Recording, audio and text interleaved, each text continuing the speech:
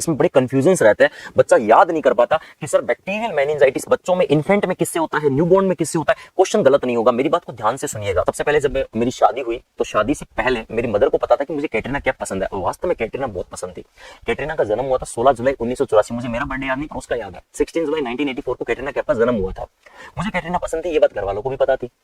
तो इसके बाद घर वालों को लगा कि यार लड़की जो है वो कैटरीना कैफ जैसी लेके आएंगे, कैटरीना तो मिल नहीं सकती, कैटरीना कैफ जैसी ले आते हैं। तो थोड़ी थोड़ी लिटिल बिट उससे मिलती जुलती कैटरीना की जैसी सी घर वाले लेके, मम्मी की पसंद थी, बोले कि नहीं कैटरीना कैफ ही चाहिए। बोले ठीक है साहब कोई बात नहीं। तो अल्टीमेटली जब लेके आया तो उन्होंने पहली बार जब फोटो देखी तो मुझे भी लगा कि यार लग तो रही है। फिर मैंने जब होने वाली है वाइफ है तो मैंने उसको बोला कि यार मुझे कैटरीना कैफ बहुत पसंद है। मैंने एक ड्रेसिंग भेजा तो वैसा का वैसा ड्रेसिंग सेंस उसने भी पहन के भेजा। तो दोनों फोटो जब ऐड करी तो मैं थोड़ा सा लिटिल बिट कंफ्यूज हुआ कि कैटरीना है कौन सी। तब जाके मैंने है ना वाइफ का नाम ही कैटरीना पे रख दिया। तो याद रखिएगा मेरे फोन के अंदर भी वाइफ का नाम केटी के नाम से सेव है और ये हमेशा रहेगा।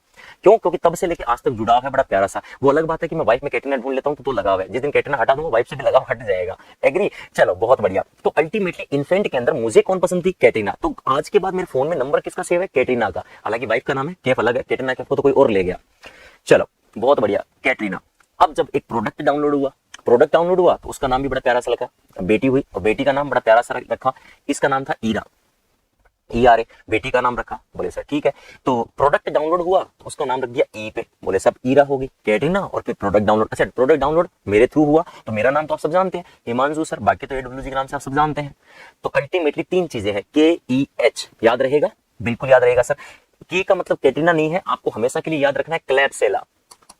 ई का मतलब मेरे बच्चों को याद करना है इकोलाई, और एच का मतलब याद रखना है मेरे बच्चों को हीमोफिलस इन्फ्लुएंजा। अगर मैं इतना लिख दूं ना हीमोफिलस इन्फ्लुएंजा तो वो कंडीशन आपको हमेशा याद रहेगी, वो तो एक वायरस की कंडीशन है। और इसके आगे मैं लगा दूं बी तो ये कंडीशन बन जाती है HIV, जिसको आप पेंटावेलेंट में पढ़ते हो। अरे हाँ या ना, याद रहेगा। तो आज के बाद याद रखना है। सर मैंने इसको सीक्वेंस में क्यों लिखा? क्योंकि इन्फेंट में फर्स्ट प्रायोरिटी आपको इसको देनी है, ई कोलाई आपकी सेकंड प्रायोरिटी है, एच थर्ड प्रायोरिटी है, इसलिए याद रखना है इन्फेंट में KEH।